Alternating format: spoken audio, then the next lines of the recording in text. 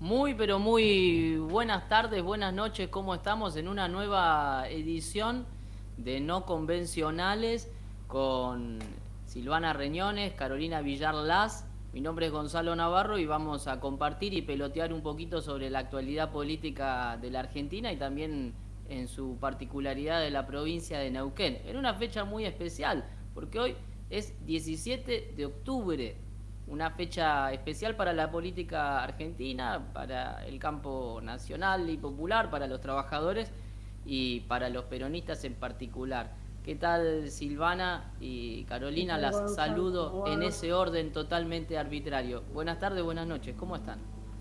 ¿Qué tal? ¿Cómo va? Bien, acá estamos. Con mucha cosa, ¿no? La verdad que pasa tanto en el país y en el mundo que es difícil elegir con qué quedarse. ¿Qué tal, Carolina?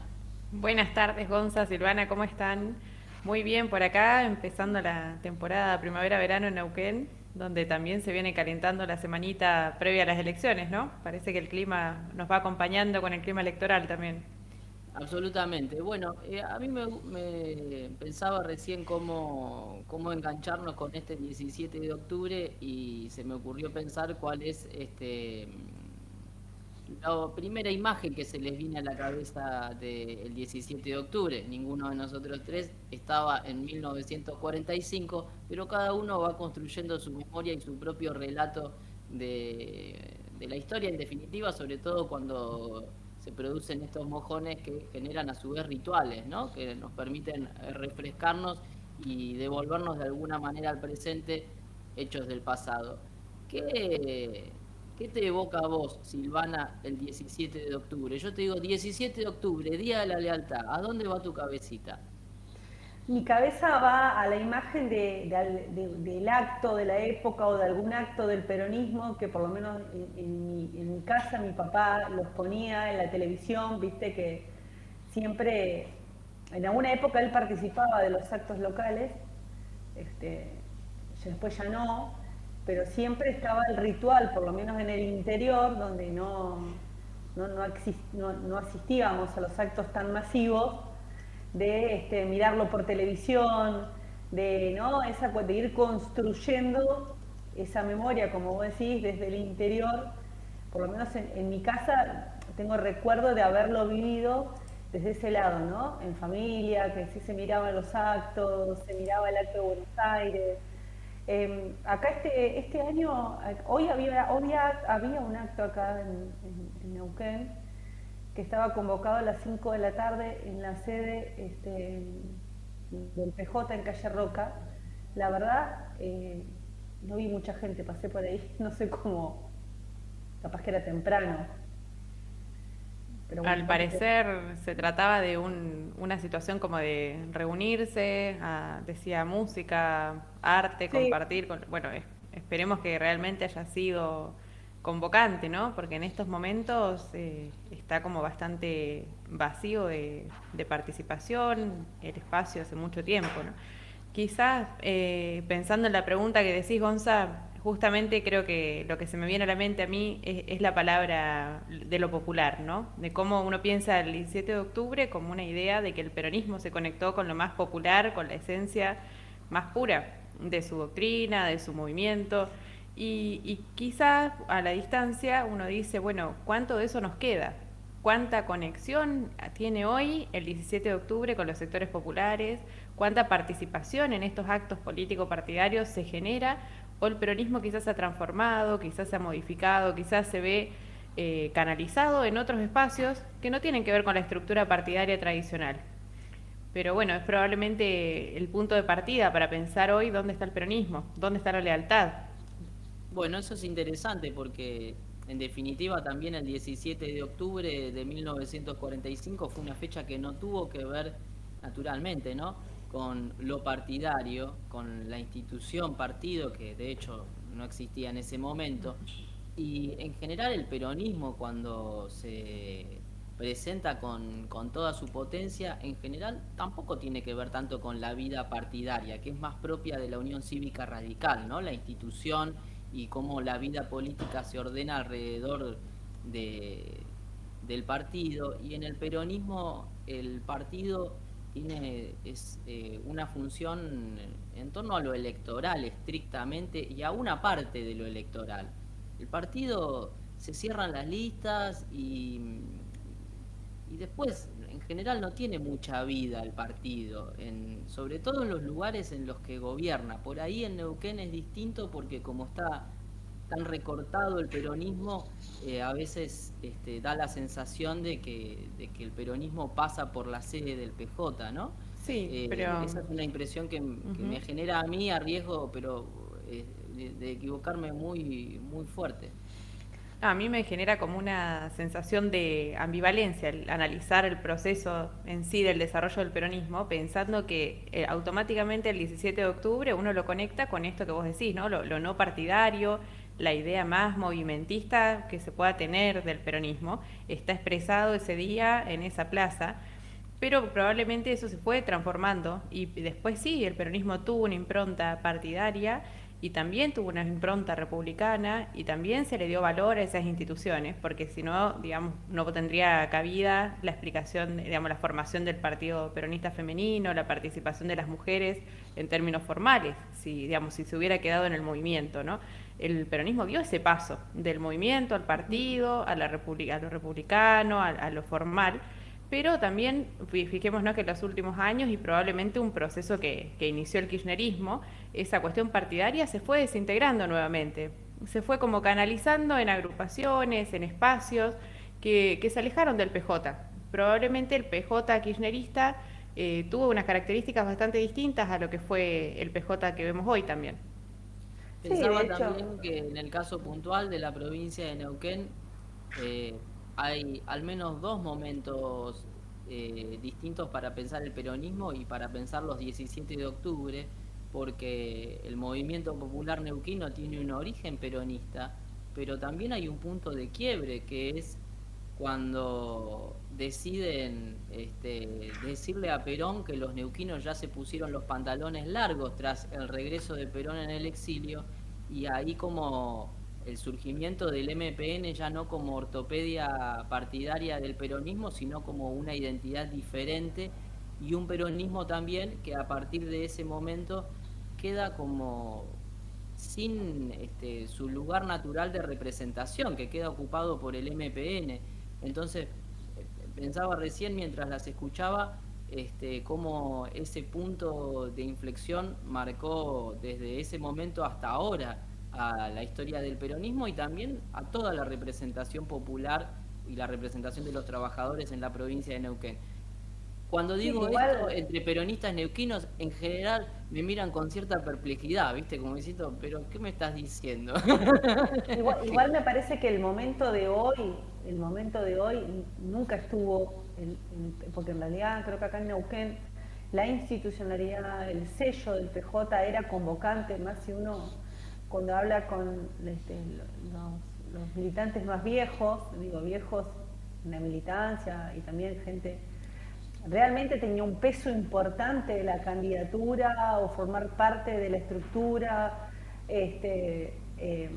había realmente, tenía un peso el sello del PJ. Hoy, la verdad que la desintegración que se está viviendo hoy el PJ, incluso con sectores, agrupaciones o sectores, incluso compitiendo, que, compitiendo contra los mismos candidatos, creo que incluso integrando ahora también o habiendo acompañado al MPN o, bueno, o a Figueroa, ¿no? Digo, que nadie imaginaba, también creo que esta situación, la de hoy, este, es única, ¿no? Nunca pasó eso, creo que siempre había como la cuestión, si bien estaba en lo que dice Carlos cierto, se fueron generando las agrupaciones, también se vio, nunca se vio creo que este nivel de desintegración. Yo digo la verdad, no sé cómo estuvo el acto pero creo que lo agarra en una situación difícil y se ve también en la campaña, ¿no? La campaña se ha notado muchísimo.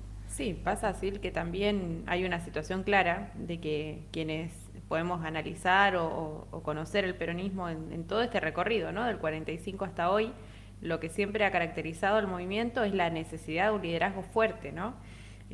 Una conducción política clara. No es un espacio ni asambleario ni republicano en el sentido estricto de las instituciones. Siempre se ha requerido de ese liderazgo, de esa conducción. Y lo que claramente no ha habido en Neuquén, y que hasta diría yo que es confuso de encontrar en la elección nacional hoy, es esa conducción, es ese liderazgo. Yo no sé si realmente hay algún líder, algún representante neuquino que pueda conglomerar y que puede sentirse identificada la gente peronista, que diga, che, acá esta persona está llevando adelante un proyecto claro de justicia social porque tiene un proyecto para la provincia. Eso no pasa hace muchos años, ¿no? Y a nivel nacional también ha sido como confuso. Massa tampoco logra del todo reunir esas características para que todos los peronistas se sientan identificados como tal en un proyecto tan claro. Ni hablar Alberto, ¿no? Acentúo lo que introducí hace un rato de cómo esto que vemos que le falta al peronismo, más allá de los modelos, ¿no? De cómo si creemos que la plataforma de gobierno o el ejercicio en sí de la gestión pública es peronista o no es peronista, que eso es algo mucho más complicado porque el propio peronismo, digamos, ha trasuntado por distintas políticas desde Menem hasta Kirchner y Alberto. Pero esto que decimos que le falta al peronismo, que es liderazgo, claridad en la conducción, etcétera, lo ha tenido siempre el movimiento popular neuquino. Y eso lo ha tenido prácticamente sin pausa. Y cuando eso no estuvo claro, se resolvió electoralmente, siempre adentro del MPN y en esta oportunidad de un modo más heterodoxo con Rolando Figueroa yendo por afuera, pero en definitiva es una forma que se dio desde lo formal, desde lo estrictamente electoral y en un paréntesis, porque después todo lo que viene haciendo Figueroa es en línea con sostenerse dentro del movimiento popular neuquino y con acompañar un proceso que incluya al movimiento popular neuquino y que en todo caso puede también incluir a otros espacios. Pero sin entrar en la polémica de si las políticas son peronistas o no son peronistas, porque creo que eso no es una discusión que no lleva a ningún lado, porque nadie puede decir que Menem no es peronista, o que Menem no fue peronista, o que Duhalde no es peronista, o que Kirchner no es peronista, o el propio Alberto Fernández. Después el ejercicio de lo público es algo que me parece que ya va por otro lado. Pero entonces, ¿en qué medida el peronismo, Gonza, no? Me pregunto. O sea, ¿realmente Menem si lo consideras peronista y después te pones a ver si realmente puso en práctica el proyecto peronista, cae de Maduro? O sea, que eso no es peronismo, ¿cierto? No me parece que caiga de Maduro. O sea, no me siento juez para decir si alguien es peronista o no es peronista. Creo que cualquier persona que diga que es peronista, en definitiva, lo es, y esa es como la principal característica del peronismo, lo que lo hace potente. Cualquier persona puede ser. Cualquier proyecto político nacional, claro. Cualquier política de Estado, no se puede adjudicar una doctrina simplemente por decir el nombre, ¿no? Por algo existe una plataforma. Pero digo, no podemos negar que Menem, que durante el menemismo gobernó el peronismo, ¿no? ¿Gobernó el peronismo? Sí, gobernó el peronismo. Menem ganó con el peronismo, fue reelecto con el peronismo, sus funcionarios, muchos de ellos fueron peronistas, fue el presidente del Partido Justicialista, y su política, pero sus políticas no fueron peronistas, o sea, me hace un poco de ruido. Por eso mismo digo esto de, sin entrar en el detalle de si nos parece que sus decisiones de Estado fueron acordes a la doctrina peronista o no, porque eso está desdibujado, porque presidentes peronistas han tomado políticas de muy distinta orientación, del propio Perón, de los 50 no es el mismo que el de los 70, y después nos encontramos con Menem, y después con Duhalde, que no fue lo mismo que Menem en su propuesta económica, y después Kirchner no fue lo mismo tampoco que Duhalde, y Cristina no fue lo mismo que Néstor. ni hablar Alberto, y lo que está proponiendo más ahora. Entonces, evaluar el grado de peronismo en sangre de un presidente en relación a sus decisiones de Estado me parece que es complejo. El peronismo gobernó en los 90, sin duda Y que gobernó. Gobernó la provincia de Buenos Aires, gobernó la nación y gobernó casi todas las provincias. sí, Después, el si no tema es nos que si gustó no su lo política, analizás, si no lo analizás en sus Claro. políticas, ¿de dónde lo analizás? Si es lo único que se cristaliza en la práctica. O sea, digo, no es por querer ponerse en juez ni el peronómetro en la mano, ¿no? Es decir, ¿cómo si no vos analizás una gestión de gobierno si no es por las políticas que llevó adelante? Y también me parece lo mismo en relación al MPN. Es como que en parte estás como dando por hecho, hablando del MPN como un espacio peronista como un todo, cuando muchos de ellos ni siquiera se autoperciben, digamos, en palabras Es de cierto. hoy, no, como peronistas, ni lo ponen en práctica tampoco, ¿no? es que no lo pienso en términos de gestión política, por eso hago hincapié en esto, que no me meto en la gestión política, lo pienso en términos de representación, y creo que ahí está la dificultad del peronismo neuquino, porque en términos de representación, el movimiento popular neuquino, que no es el peronismo, es el movimiento popular neuquino, ocupa ese lugar de representación que en todo el resto del país, o que en casi todo el resto del país, naturalmente lo ocupa el peronismo, estando o no en el gobierno. Ujú. Y Igual entonces, creo ese que, lugar perdón, de, por ejemplo, en Neuquén, no hay sindicatos en el peronismo. En todas las otras provincias los sindicatos están en el peronismo. En Neuquén no, están en el MPN. Eso nos da una pauta de que si la columna vertebral del peronismo está en otro partido, bueno, entonces la representación política está en otro lado. Esa representación política. ¿Qué queda en el peronismo neuquino? Y queda esa burocracia, y no lo digo de manera despectiva porque no soy defensor de la burocracia, queda la burocracia partidaria, los lugares para ocupar en las minorías de los ámbitos legislativos, en el ámbito legislativo nacional, y si hay la suerte de que haya un gobierno nacional peronista, de ocupar las distintas agencias del Estado Nacional en la provincia, pero la representación Sí. no está. La No, igual representación popular no podría, tampoco está está. en el MPN. La claro, mayoría de los sindicalistas, Claramente está en el MPN. los sindicalistas Lo expresan. neuquinos son, pero Sí, se autoidentifican peronistas, son peronistas inorgánicos, si querés, pero no son, no participan activamente del MPN. Lo que pasa es que él lo ¿cómo dice que porque no? ahora, me parece que ¿Cómo que no. A no? ver, no, Gonza, me parece, yo coincido con Caro, que ahora en el acto de masa y que ahora, convocados por Figueroa, vos veas al sindicalismo ahí inmiscuido, la verdad, o sea, salvo petroleros, ojo, salvo petroleros, que sí, en realidad el Pero el dirigente sindicalismo en Neuquén de son los petroleros petroleros. siempre estuvo, siempre, no, no, que salvo petroleros que sí participan activamente dentro del MPN, porque Pereira es afiliado del MPN, jugó a las internas del MPN, indudablemente petrolero no lo Pero vamos a perdonen, mezclar. Pero el resto de Silvana, los sindicalistas no, ahora que pero hayan ido convocados por en Figueroa. una provincia petrolera, el sindicalismo son los petroleros. No, Y no es el, real lo que decís. No es real lo que decís. ¿y cómo es?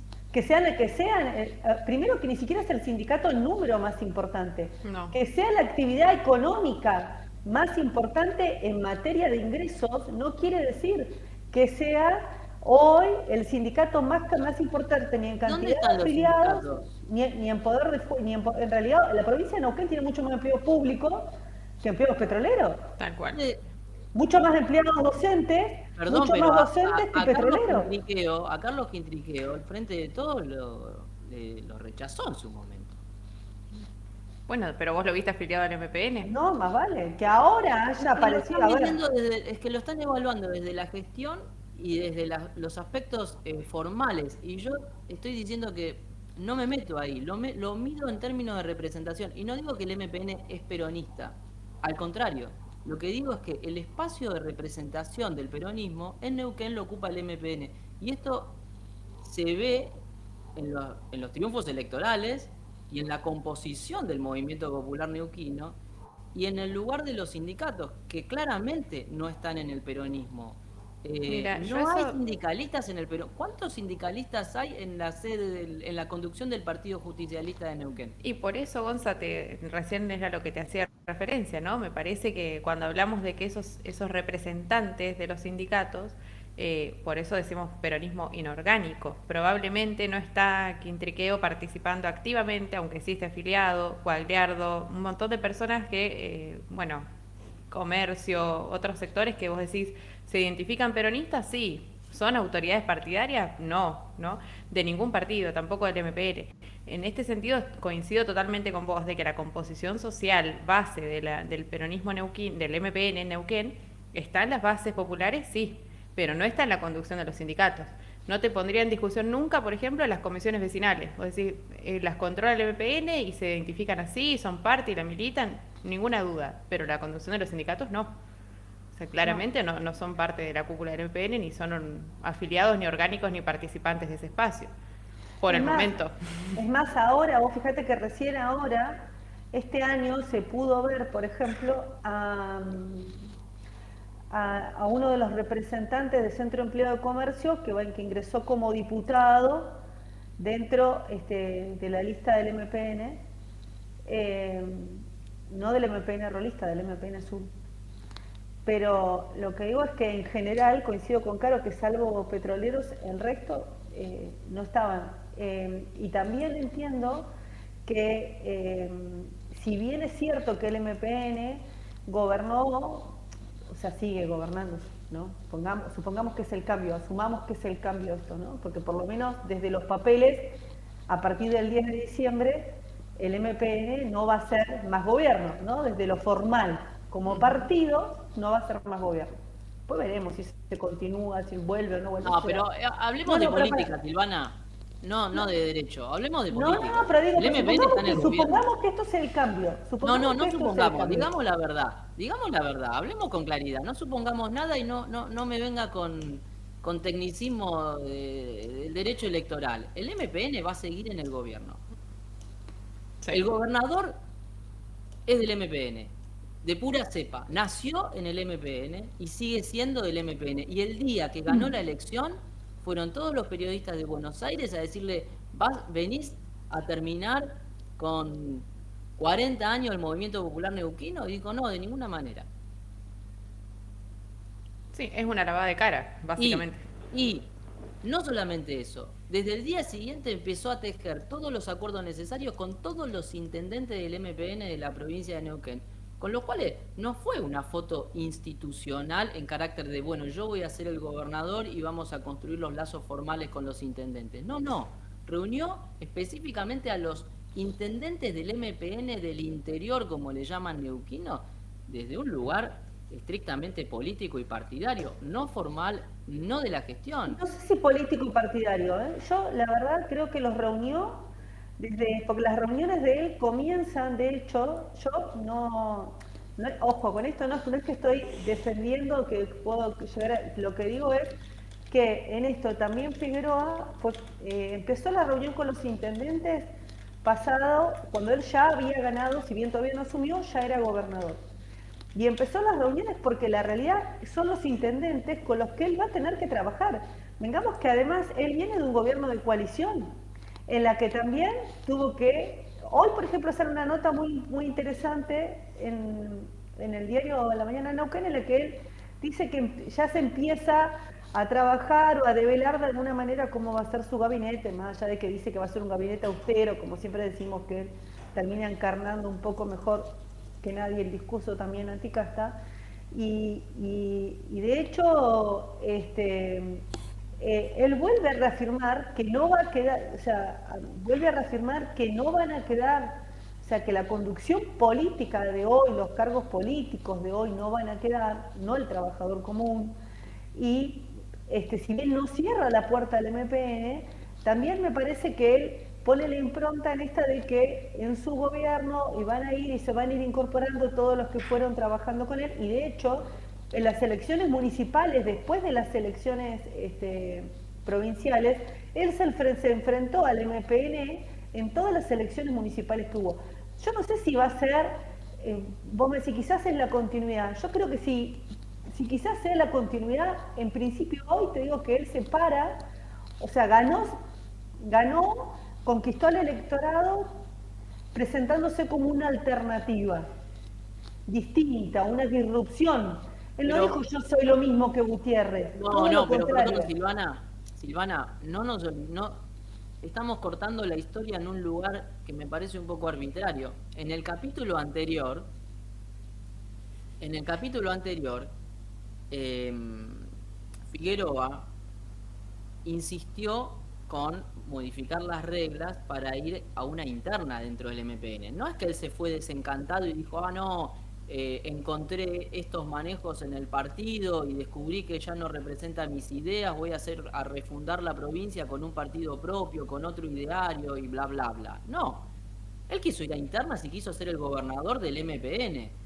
Como el establishment del partido no lo dejó o a él no le gustaron o le pareció que las reglas que le imponían no lo favorecían, lo intentó por afuera y le fue bien.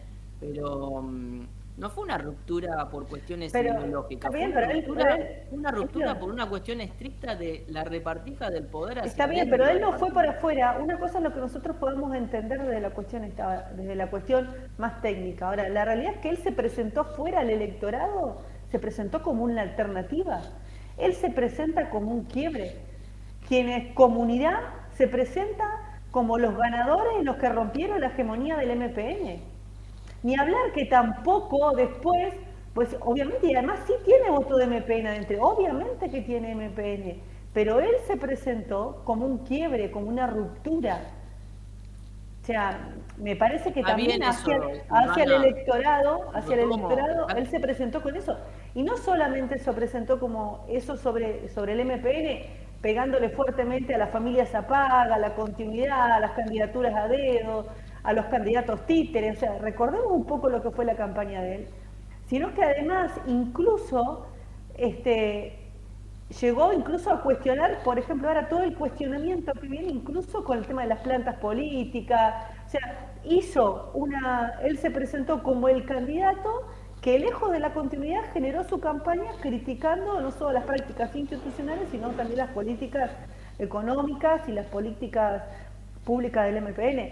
Mira, yo Veremos creo qué que pasa, pero no es que él se vendió como la continuidad. Yo creo que dos cosas, ¿no? Primero, por un lado, pondría como un poco en cuestión esta idea de la ruptura, tanto desde lo discursivo como desde lo práctico, ¿no? Porque en lo discursivo, me acuerdo hasta el día de hoy que personalmente me encantó el discurso del Rolo diciendo cómo iba cuando se despega, ¿no? Que sale a hacer esa especie de proclama, de llamado popular a las masas.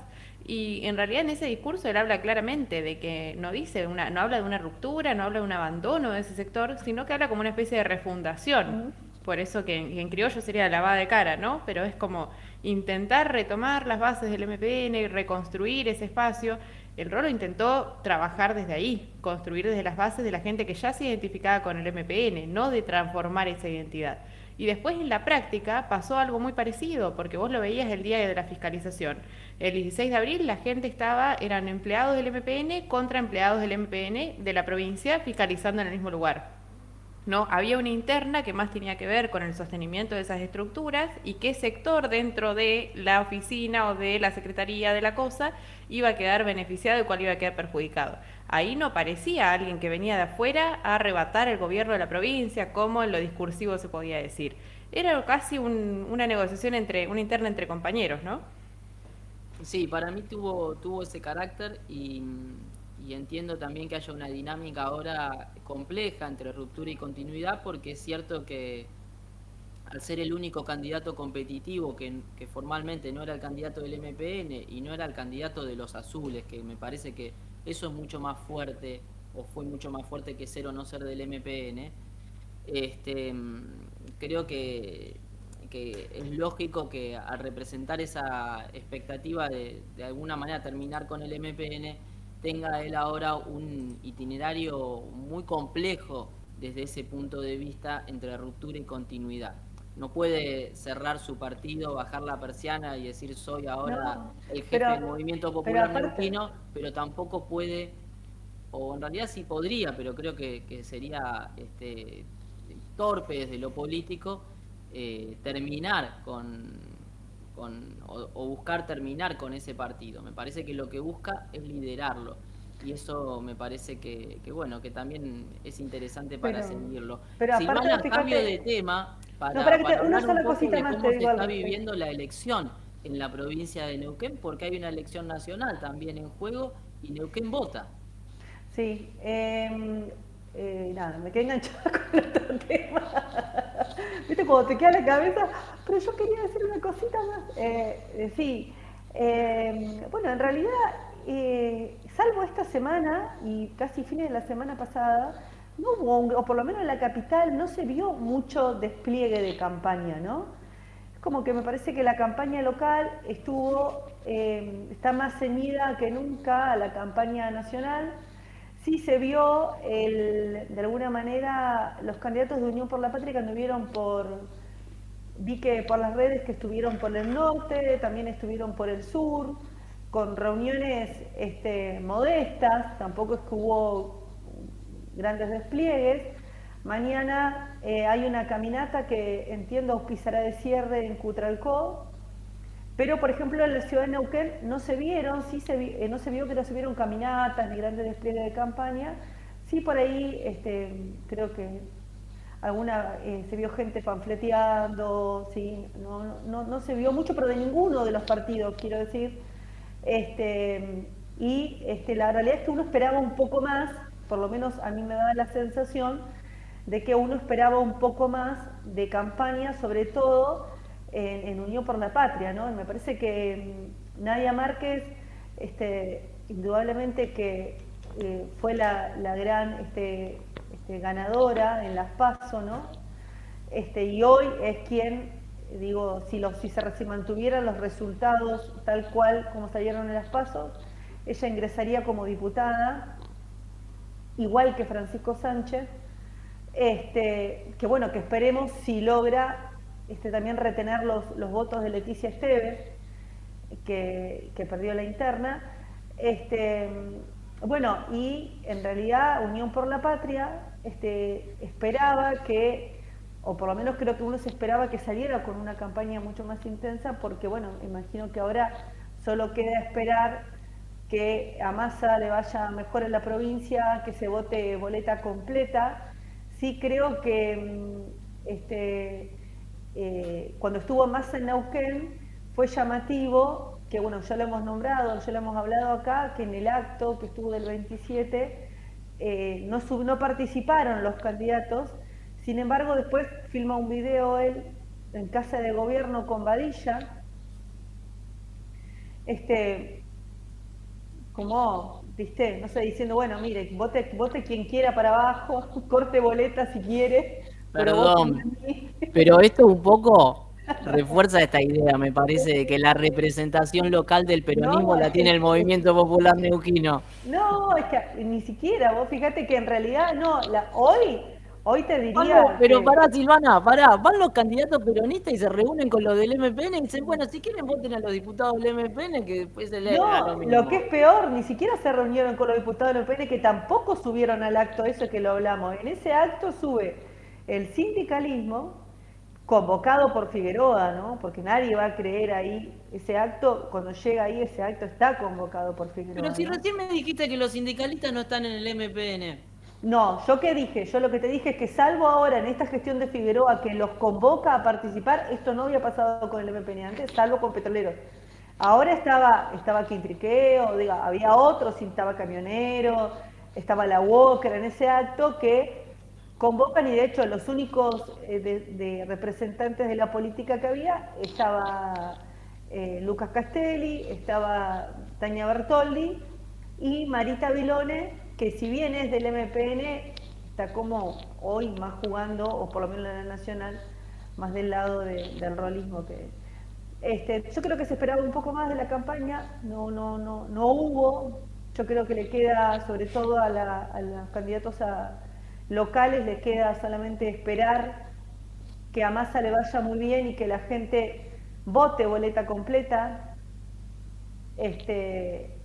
Y bueno, veremos a ver qué pasa. Sí me llamó la atención Nadia Márquez por el interior, la verdad, en territorio del MPN en su momento, en territorio de Figueroa sobre todo. Creo que Política Viral sacó una nota, ¿no? Llamando la atención sobre esto, ¿no? ¿Quién banca a Nadia Márquez? ¿Qué hace por esos territorios? Poniendo Política Viral pone también ahí un poco el foco sobre si está Rolando Figueroa atrás, porque en realidad Figueroa no aparece, si bien se sabe y es de público conocimiento su amistad, sus vínculos personales con Massa, no estuvo en el acto, no sale abiertamente a bancar, pero también recordemos que Nadia Márquez formó parte de su coalición y aparece ahora militando la campaña de Milei y su propia campaña en lugares en los que son lugares en general de Figueroa. Y veremos también qué pasa con la fiscalización. Escuché el otro día, la escuché en una nota periodística en la que ella decía que hay un batallón de gente que se ha anotado para fiscalizar gratuitamente. Veremos qué ocurre. Pero bueno, creo que un poco, ¿no? Un poco era eso. Yo creo que la sensación de la gente era que esperaba un poco más de la campaña local, y la campaña local indudablemente se diluyó. No sé qué te pareció, Caro, a vos. Sí, la verdad que yo he visto muy poco movimiento, eso coincido totalmente, Silvana. Me parece que también tiene que ver con la imagen que uno tiene desde hace 4 años, es decir, la elección anterior a presidente tenía más que ver con la política en las calles, ¿no? Previo a la pandemia, que también nos pasó una pandemia por encima y que también nos pasó un montón de cambios, digamos, culturales y mediáticos, que las cosas en gran parte pasan por otro lado ahora, ¿no? Yo creo que los candidatos no están ocupando demasiada energía en salir a entregar la boleta casa por casa, en hablar con la gente, más bien se está focalizando, y eso sí, he visto bastante movimiento de todos los candidatos, en términos de las redes sociales, en, digamos, apostar todo a hacer un video entregándole la llave de la casa a la señora llorando, toda esa cuestión que uno sabe que es armada, uno sabe que es parte, eso puede que tenga un trasfondo verídico de fondo, puede ser, no voy a ponerme en abogado en eso, ¿no? Pero sí sabemos que esa captura, esos 40 segundos probablemente, digamos, genera mucho más impacto que pagarle a un chico que esté todo el día volanteando, y ni hablar, y digo pagarle porque, bueno, salvo este batallón del cual se hace carne la Libertad Avanza, me parece que, y que lo pongo también en duda, ¿no? Me parece que en términos generales, la mayoría de los pibes que estaban siempre volanteando y poniendo el cuerpo en la campaña, hoy en día no lo ven de esa manera, más bien se vinculan de una forma más rentada o pasa por otro lado. Así que, y probablemente sus aportes para quienes sí existen todavía pibes que crean en su candidato y quieran difundirlo, qué sé yo, pasa por un compartir, por mandar un link, por compartir un TikTok. Entonces, quizás no hemos visto tanto movimiento en las calles, no porque no exista campaña, sino porque la campaña pasó por otro carril, ¿no? Lo que sí me parece en términos generales es que ninguno de los candidatos ha hecho fuerza en Neuquén con una propuesta concreta. O sea, no hay nadie que haya dicho específicamente, verá, yo quiero ser diputado para resolver el transporte, la salud, la educación. Está todo como si nada, ¿no? Es pura, digamos, Pero, muy basado en la palabrería, ¿no? es más, yo te decía que esperaba más de Unión por la Patria, porque a diferencia de los otros candidatos, bueno, Nadia Márquez es concejal, o sea que en realidad ella no puede mostrar su gestión porque no tiene una gestión nacional, o sea, es concejal. Francisco Sánchez, bueno, dejámoslo ahí. Lo que voy es que Unión por la Patria tiene como candidato al director regional de ANSES y a la segunda del PAMI. O sea, son gente que tiene gestión o debería tener gestión o debería tener otro nivel de propuesta.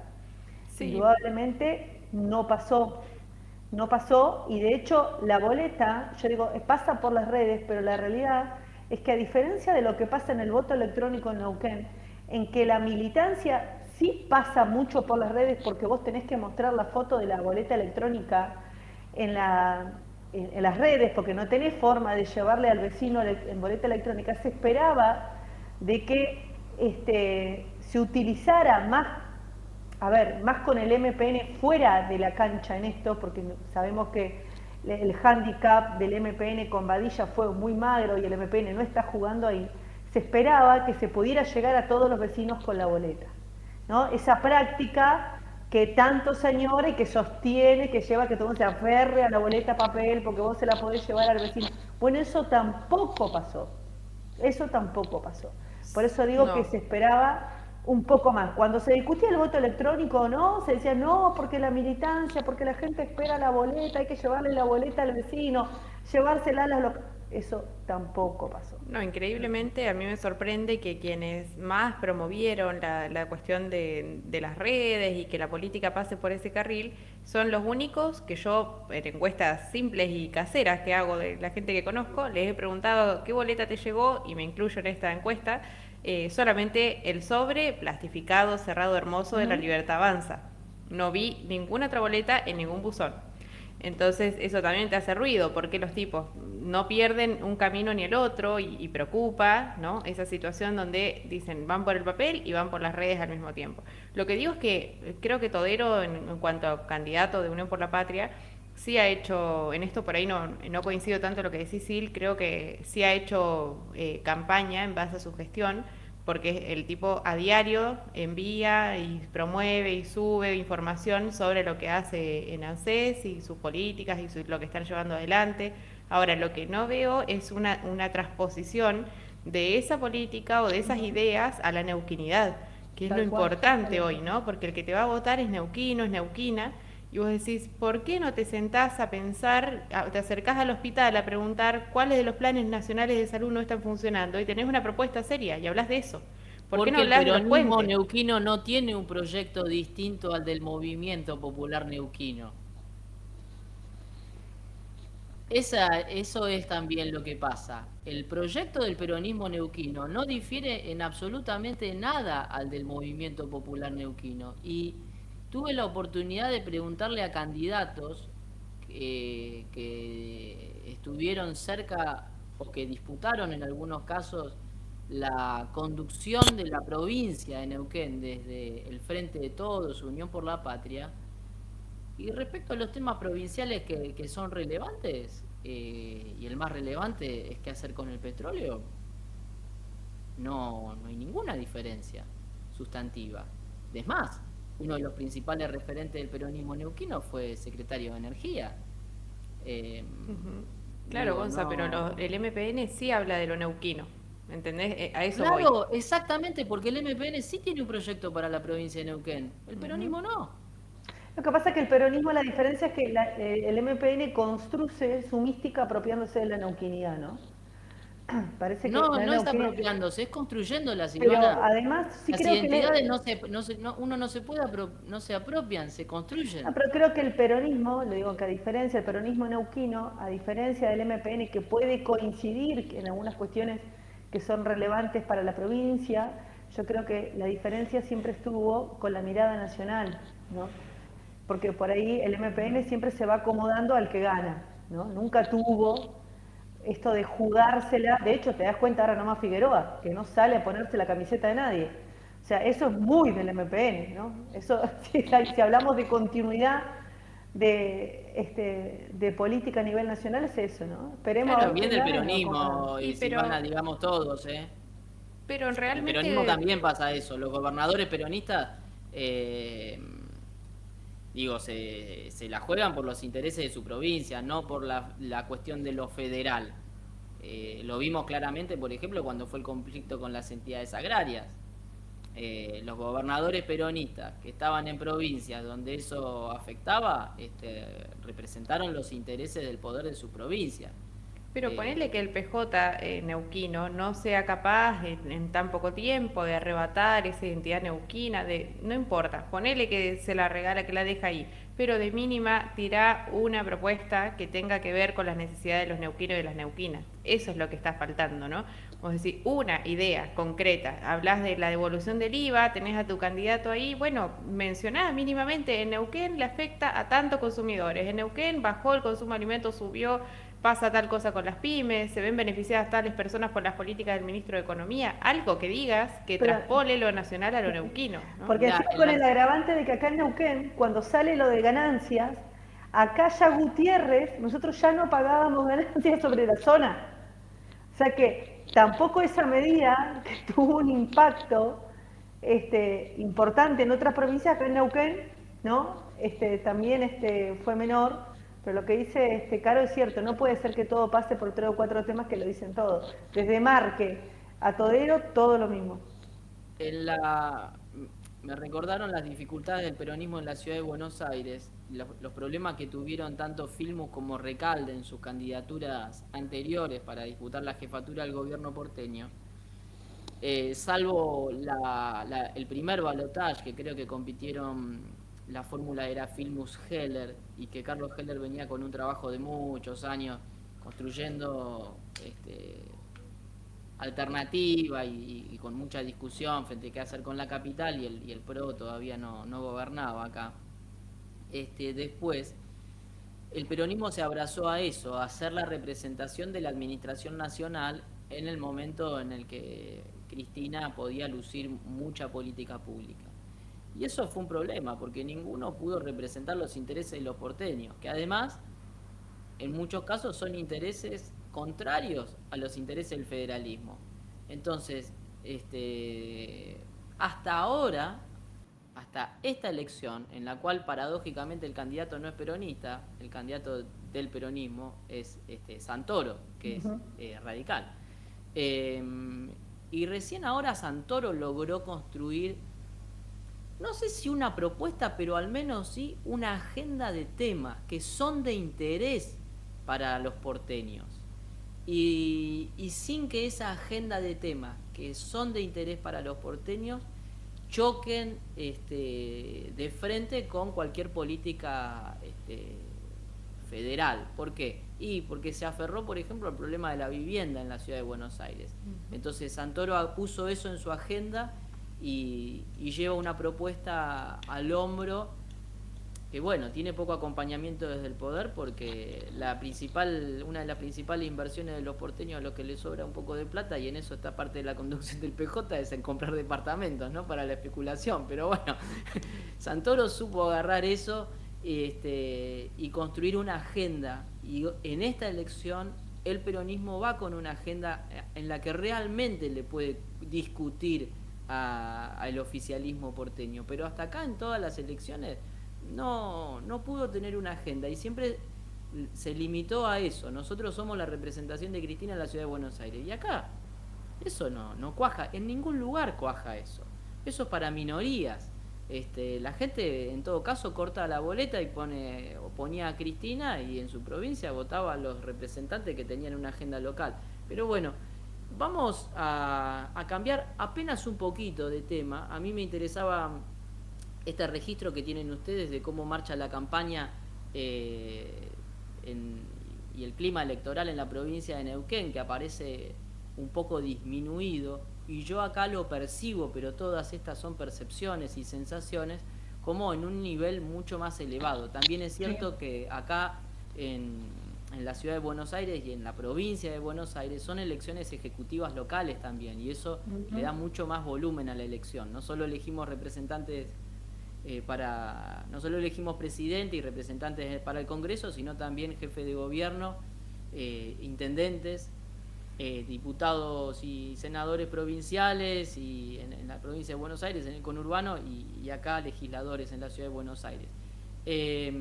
Entonces la campaña tiene un volumen realmente fuerte y se respira en la calle el clima electoral y esta sensación de que es mucho lo que se está jugando, y la discusión política aparece en todos lados, porque además la emergencia de Milei me parece que abrió muchos lugares nuevos para la discusión política, a pesar un poco de lo que es el establishment de la política, porque bueno, Milei fue a buscar activistas nuevos, gente que no estaba en la política, apareció con nuevos actores, con adolescentes, con gente muy joven, y con actores que por ahí venían más del sector de las finanzas o de las nuevas tecnologías.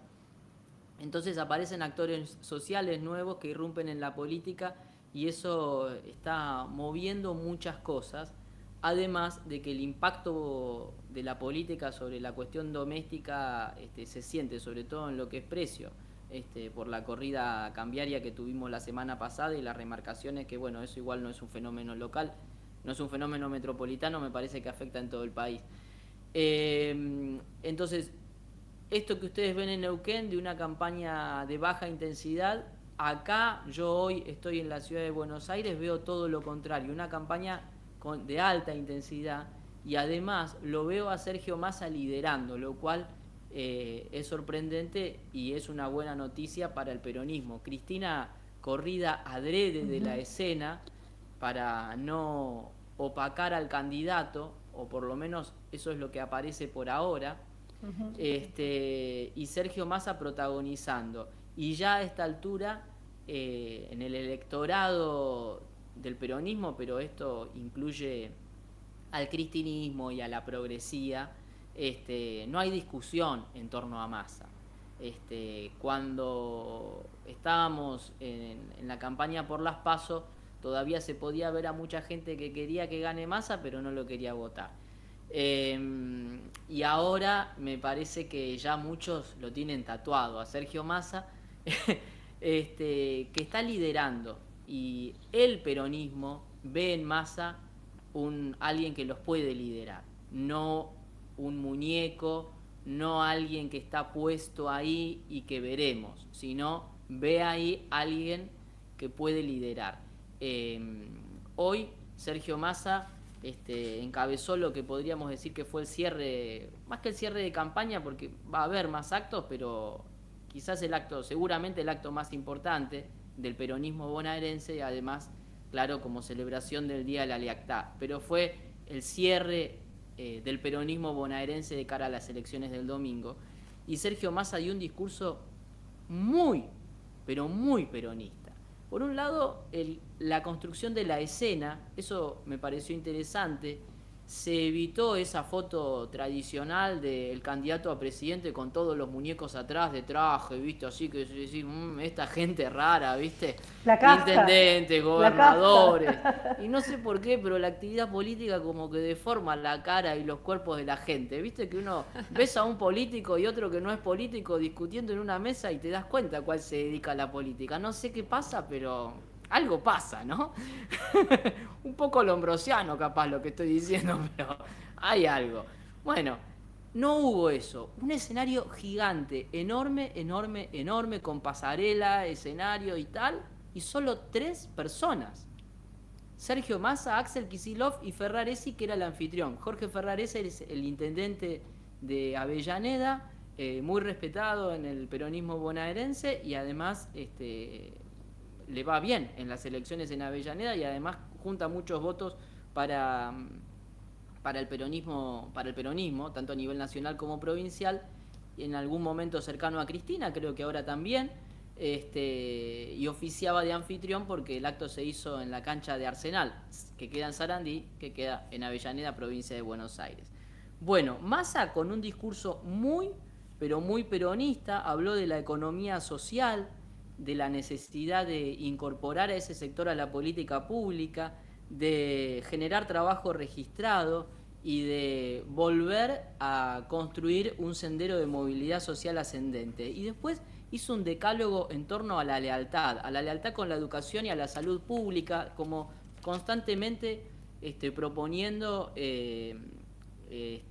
puntos para discutirle a Javier Milei, pero no tanto desde la agresión o a la referencia directa a las propuestas de Milei, sino de reivindicación de algunos lugares que hasta ayer nada más eran lugares comunes y hoy parece que ya no. Entonces, lealtad con la educación y la salud pública, habló, y esto me parece una incorporación interesante o disruptiva desde lo que suele ser el discurso peronista, habló de docentes y estudiantes en las aulas, una discusión que retomó Patricia Bullrich, pero que en realidad la primera en señalarlo fue Cristina Kirchner, cuando siendo presidenta dijo que había que discutir la posibilidad de que la docencia sea considerada una actividad esencial.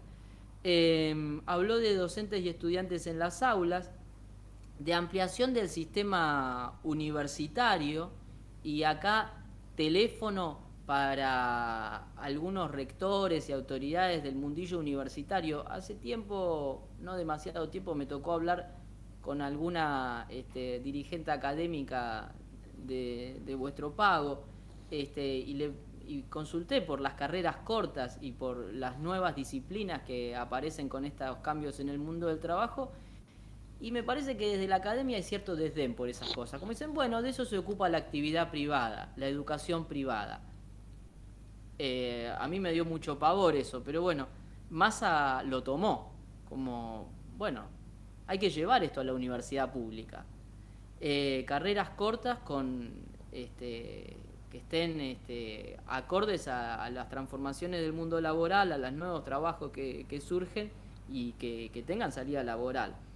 Bueno, habló también de exportar desarrollo, que es un punto un poco frágil quizás de cuando se habla de que Argentina va a estar bullish en el tiempo que viene, porque aquellas cosas que nos permiten pensar un tiempo de prosperidad tienen que ver con la exportación de petróleo y gas, de litio, de proteínas a través de la soja, el maíz, el trigo y la carne. Todas actividades extractivistas de alguna manera, más allá de que el agro en Argentina tiene desarrollo, producción de tecnología y tal, emplea muy poca gente y no deja de ser una actividad bastante primarizada. Lealtad con el federalismo, otro de los puntos que tocó, lealtad y compromiso, y esto me parece también destacable, con el gobernador de la provincia de Buenos Aires y con los intendentes bonaerenses. Claro, estaba en la casa de ellos, ¿no? Pero me parece que Massa ahí quiso dejar en claro que va a haber retribución en caso de un triunfo para el PJ bonaerense, lugar del que de alguna manera él también tiene su origen, y destacó también el esfuerzo del gobernador Axel Kicillof y los intendentes, que es notable, esto se percibe, que están haciendo un esfuerzo mayor del que habían hecho para las primarias para las elecciones de octubre. Metió también en la agenda, por supuesto, la lucha contra la inseguridad, el narcotráfico, y apuntó a los jueces que liberan delincuentes que conviven con las víctimas, dijo Massa. Mencionó el tema de los derechos humanos y dijo que la agenda de derechos humanos de la Argentina nos prestigia internacionalmente. Esto lo había mencionado también como contrapunto con Javier Milei en una entrevista, creo que, no sé si en el canal Gelatina o en donde, que le preguntaron por una postura de Milei, dijo: me parece que lo de Milei es falta de mundo. Le falta darse cuenta que la política de derechos humanos de Argentina nos abre muchísimas puertas y que la opinión de Argentina en distintos foros de derechos humanos es muy relevante. Sí, Silvana. No, que te decía que en el debate también él señaló eso. Totalmente, es así. Bueno, por último, resaltó el tema del gobierno de unidad nacional, algo de lo que viene hablando hace tiempo y que creo que se anticipa a la posibilidad, digo inteligentemente, ¿no?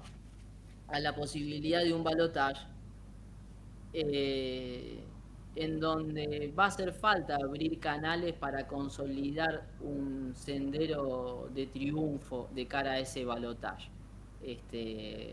Alguien dirá: habrá que tragar más sapos. Bueno, pues sí. Creo que Massa va en esa dirección, y de a poco, por goteo, van cayendo declaraciones que se alinean con eso. Esta semana, o la semana que pasó, la declaración que hubo fue de Ricardo Colombi, que dijo que si hubiese un balotaje entre Massa y Milei, él votaría a Massa.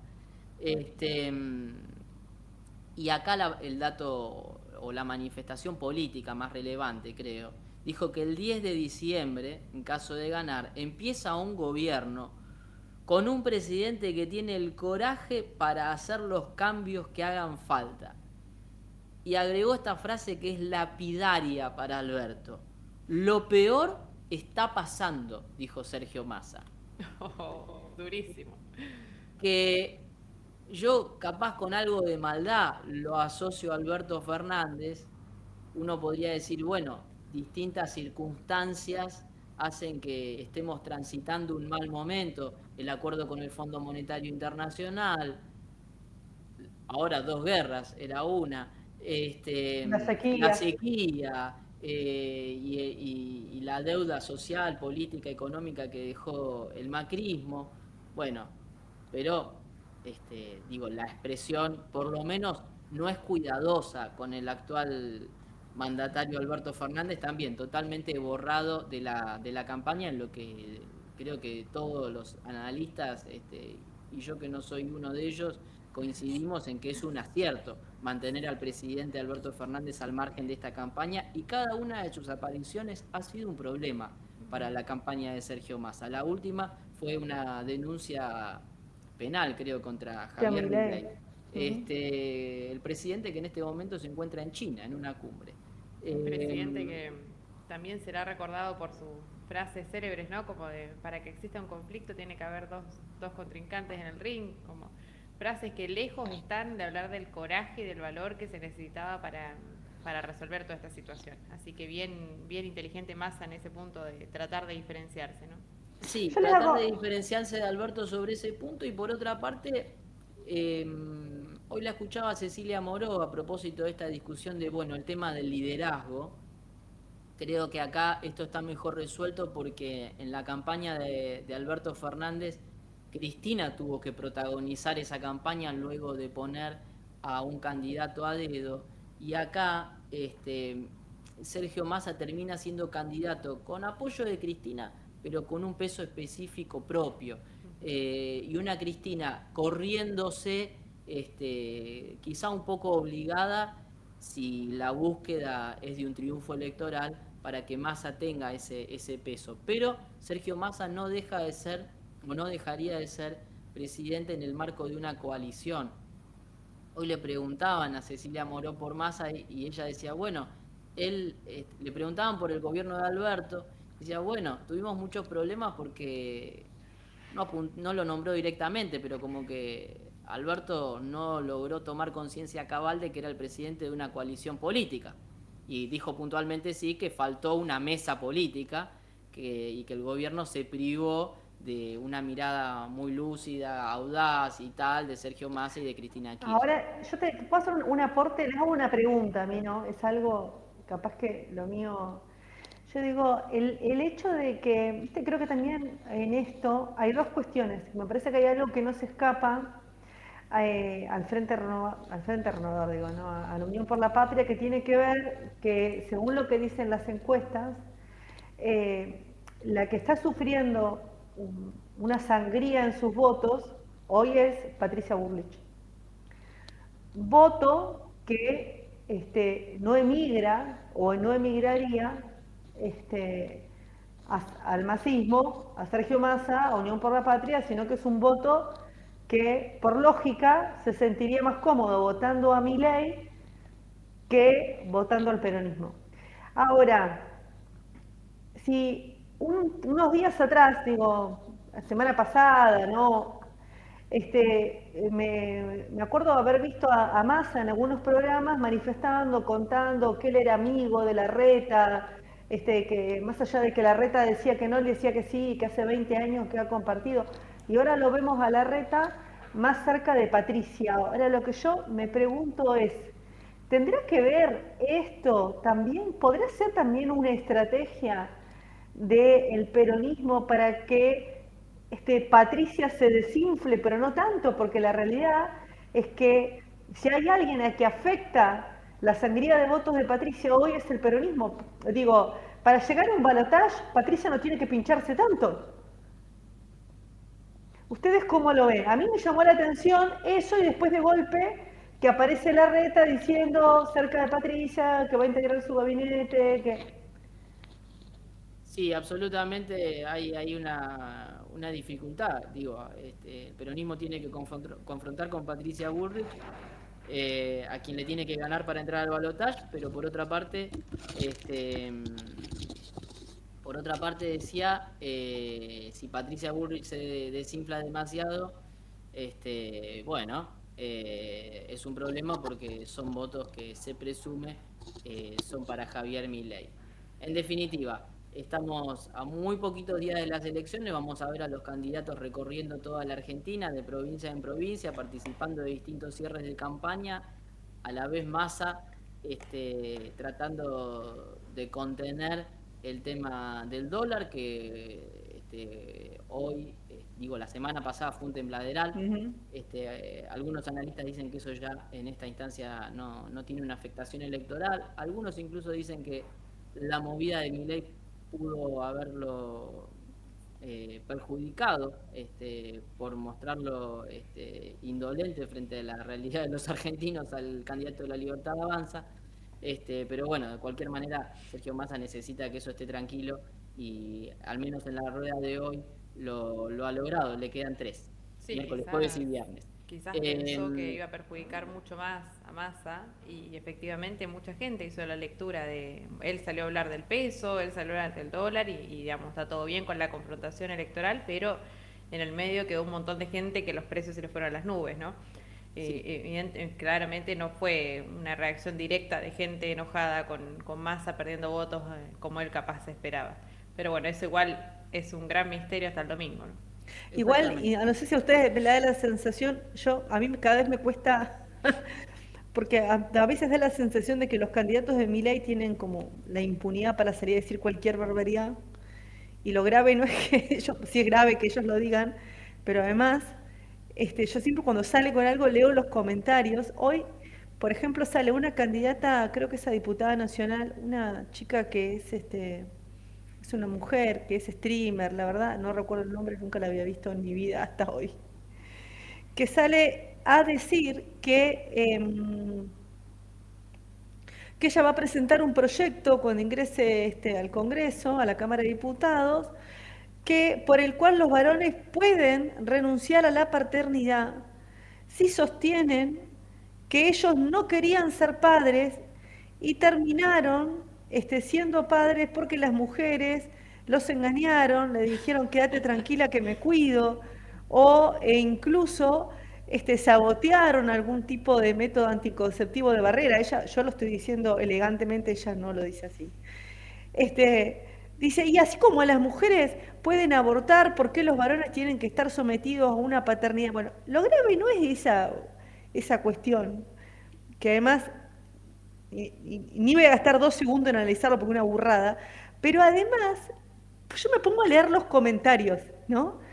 Lo levanta un medio y la nota tenía 612 comentarios de la gente diciendo, qué bueno, por fin. Yo digo, estamos mal. La verdad, no no entiendo nada. No, claramente hay caldo de cultivo para las propuestas de la Libertad Avanza, ¿no? Eso está bastante claro.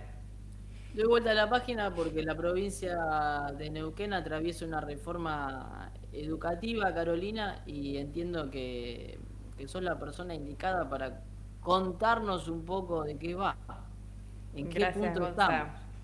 Sí, realmente es un proceso que para muchos de los que estén escuchando saben que no es una novedad absoluta de esta semana, es un proceso que se viene llevando adelante a partir de todo este año y con más fuerza después del receso invernal se empezó a implementar más fuertemente, ¿no?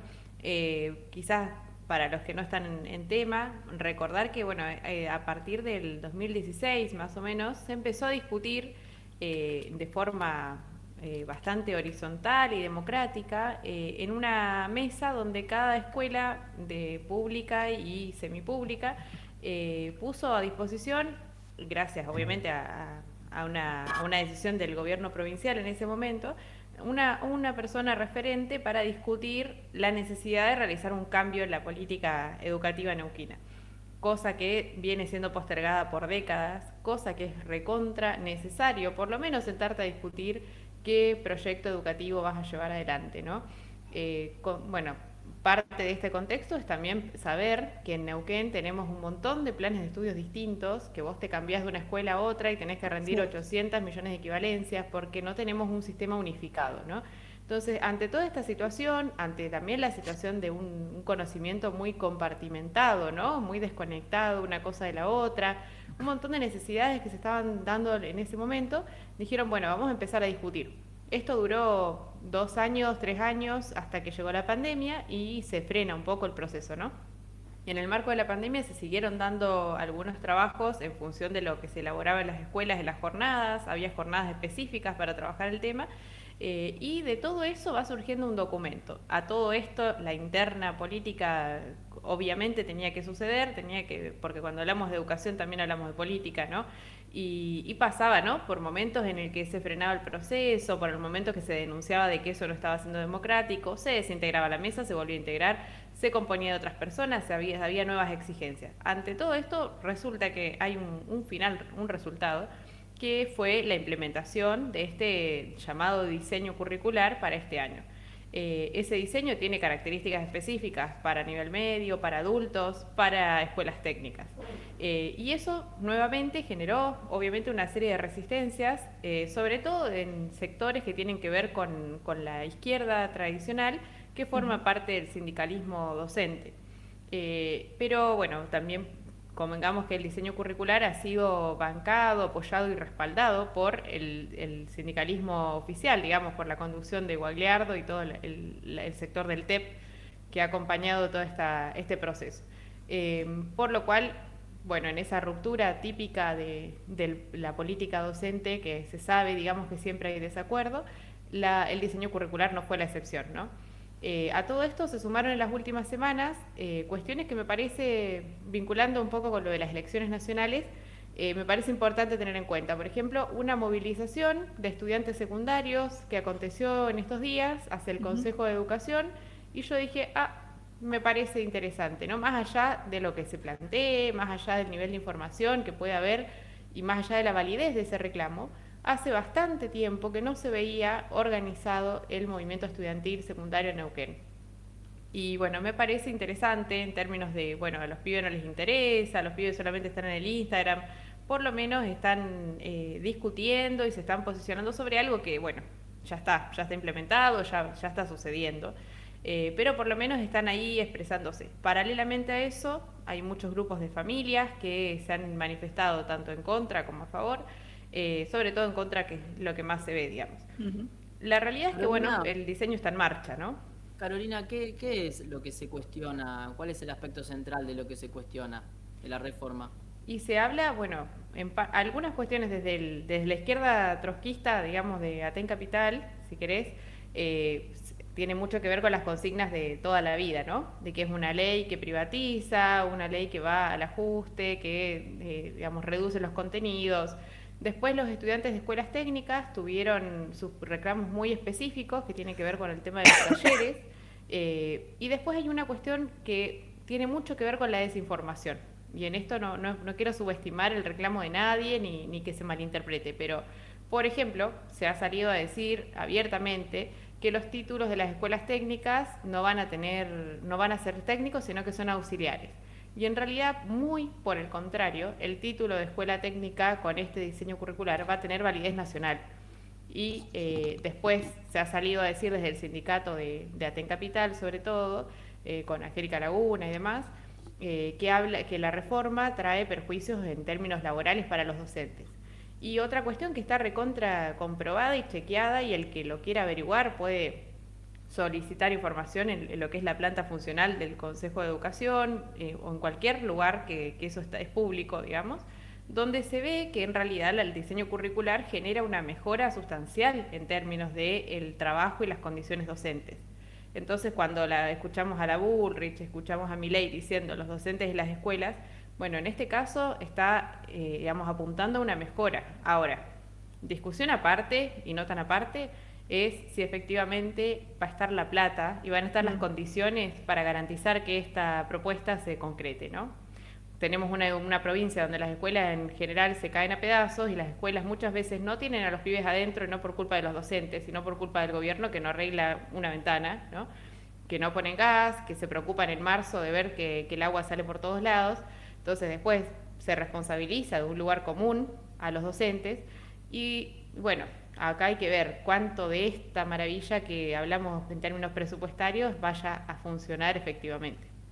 Sí, yo creo que a mí lo que escuché, por lo menos lo que se escuchaba en los medios, porque acá hace unos días, sí, de lo que dice Caro, ya hace un tiempo que se viene escuchando un reclamo mucho de la gente de la educación de adultos, porque de lo que planteaban era por qué se implementa esta reforma en septiembre.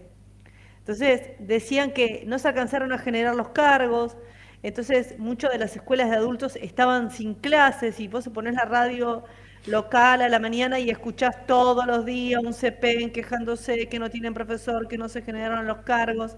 Incluso, digo, eso por un lado la educación de adultos.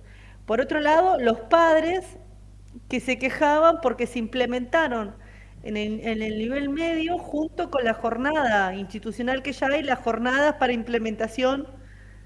Hubieron jornadas aparte para implementación, en la implementación de los padres tenías que decir, encima que no tienen nunca clase, ahora otra jornada más. O sea, en el medio, creo que una de las cuestiones que también se discutía y tenía en el debate tenía que ver por qué la altura del año, porque faltando 3 meses para que termine el año se implementa esto que indudablemente no estaba preparado, por lo que vos sabrás más que yo en esto, digo, pero aparentemente no estaban todos los cargos, o no estaba para cubrir los cargos, sobre todo en la educación de adultos, que por ejemplo, según lo que escuchaba el otro día a una estudiante adulta que contaba que, por ejemplo, ellos les habían implementado que iban a tener, por ejemplo, arte y no tenían creado tampoco los cargos. Incluso comentaban que en algunos colegios los profesores habían renunciado a las horas porque no estaban de acuerdo con la reforma.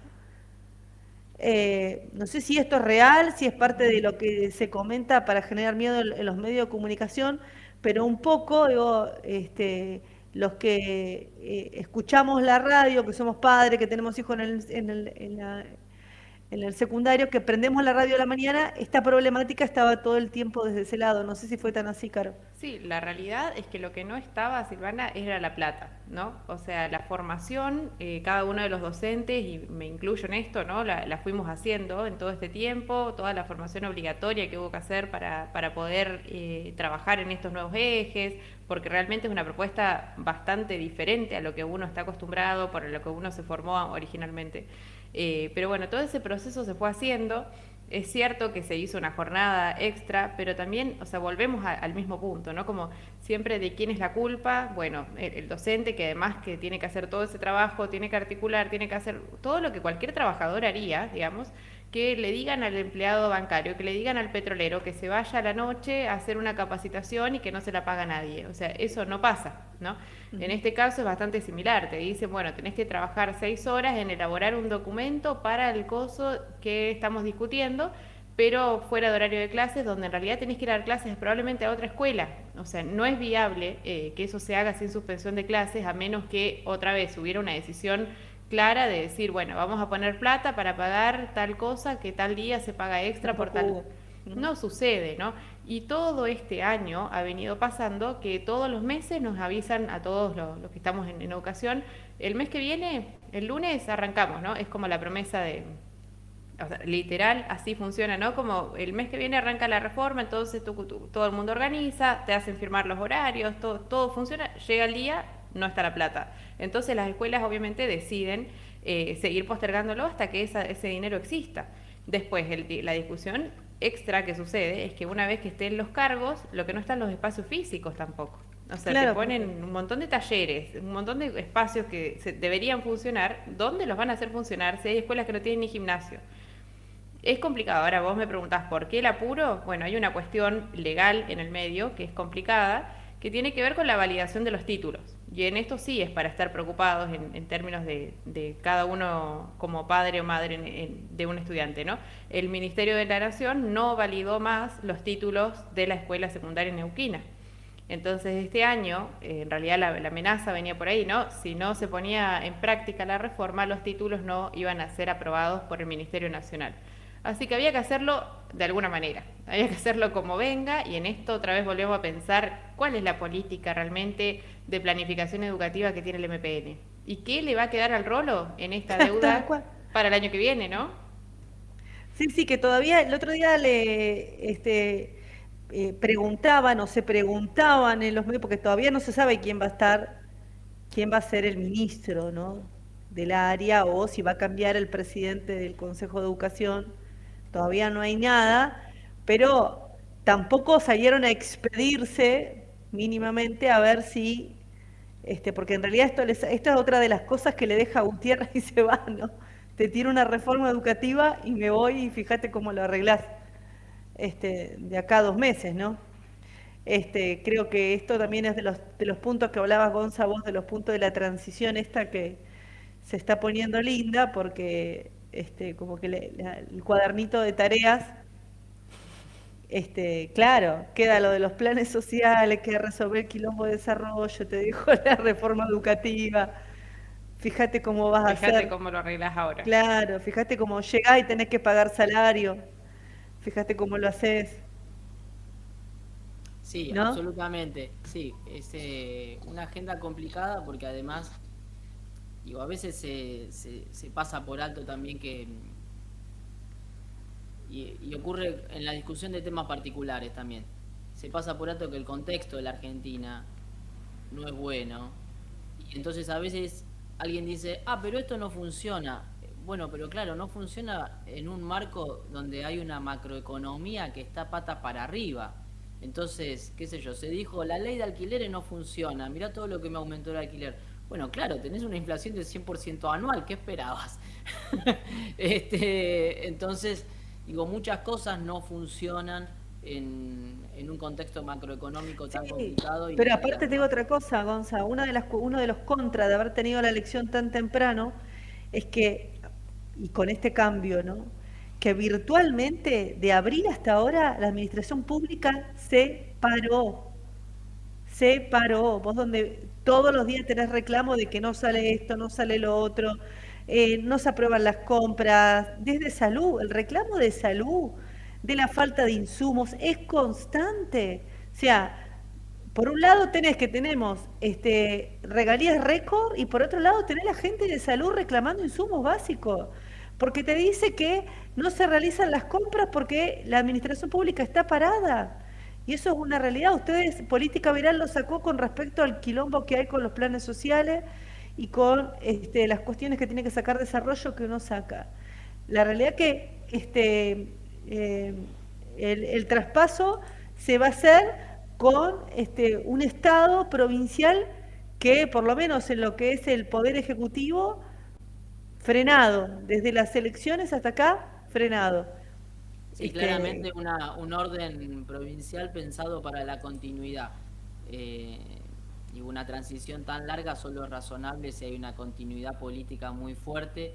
Y en este caso, como discutíamos hoy, que es una ruptura con continuidades o una continuidad con algunas variables, incluso así, en un contexto político bastante armónico para lo que es, si lo comparamos con la política nacional y lo que han sido las transiciones en la política nacional, aún así resulta dificultoso una transición tan larga como la que señalá Silvana. Evidentemente los constitucionalistas dijeron, bueno, total vamos a estar nosotros.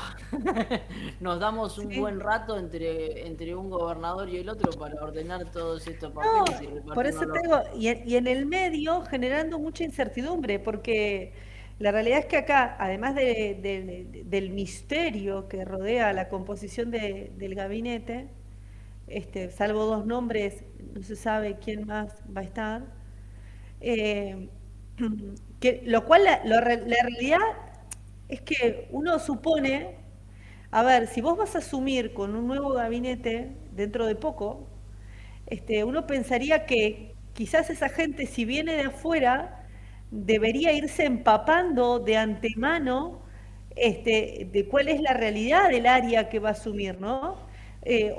Por eso, ante eso, otra de las teorías, hoy son teorías, ¿no? Porque en realidad certeza no hay ninguna en esto, hay quienes dicen que en realidad se van a prorrogar, salvo los jefes o las cabezas, por decirlo de alguna manera, el resto de las estructuras se van a prorrogar hasta marzo o incluso se hablan hasta mediados de año, porque la realidad es que el Estado, encima de que ya viene paralizado, tiene que seguir funcionando y no es tan fácil de venir y sacar en carretilla al que está y poner a otro, porque ese otro tiene que saber cómo la cosa funciona.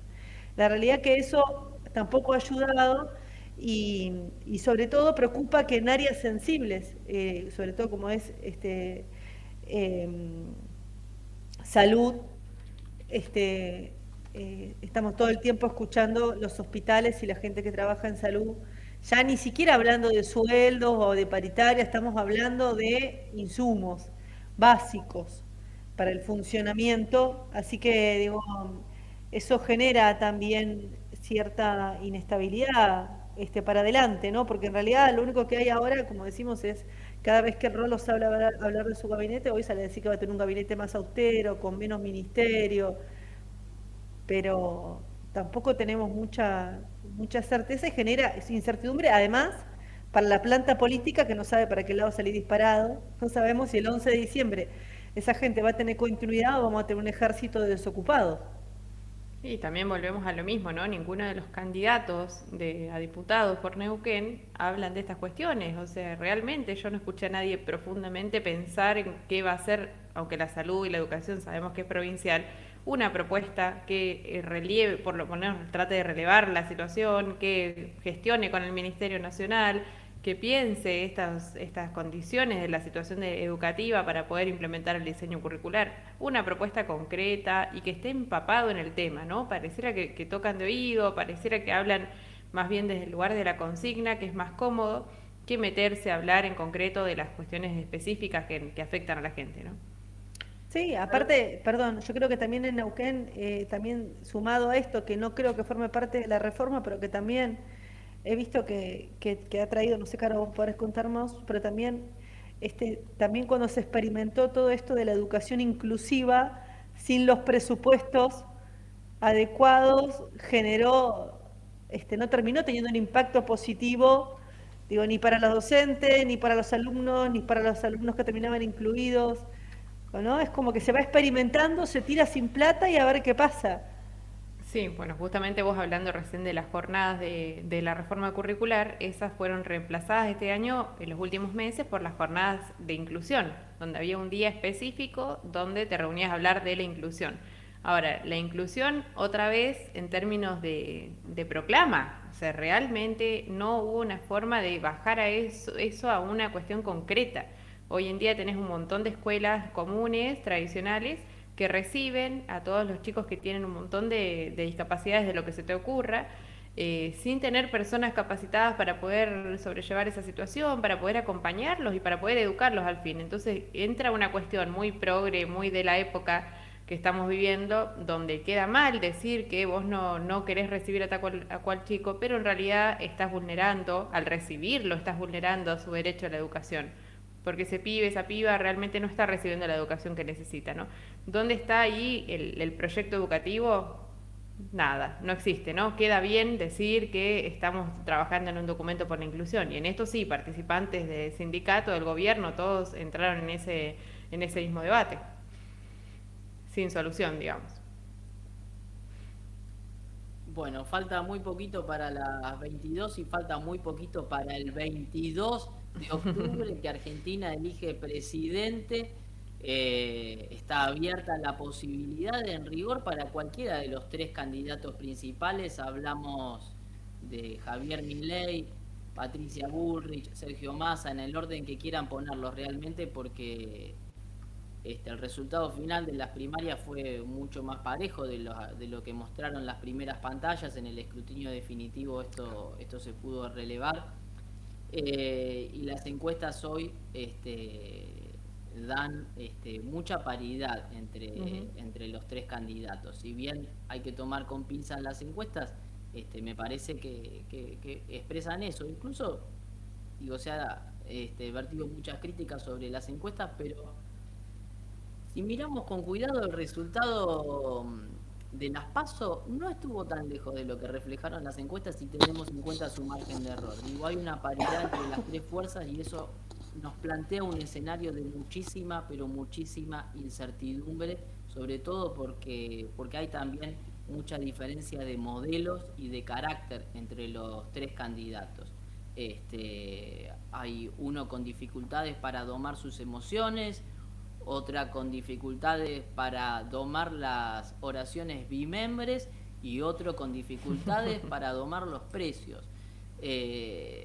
Entre esas dificultades trasunta el electorado argentino. Vamos a ver qué sale de las urnas el 22 de octubre y por supuesto el siguiente martes, que creo que va a ser 24, vamos a estar acá en No Convencionales. Entre tanto, nos pueden seguir en las redes sociales, en Instagram, en noconvencionales.nqn, y si estás mirando a través de nuestro canal de Twitch, podés darle a la campanita, activar las notificaciones y todas esas cosas.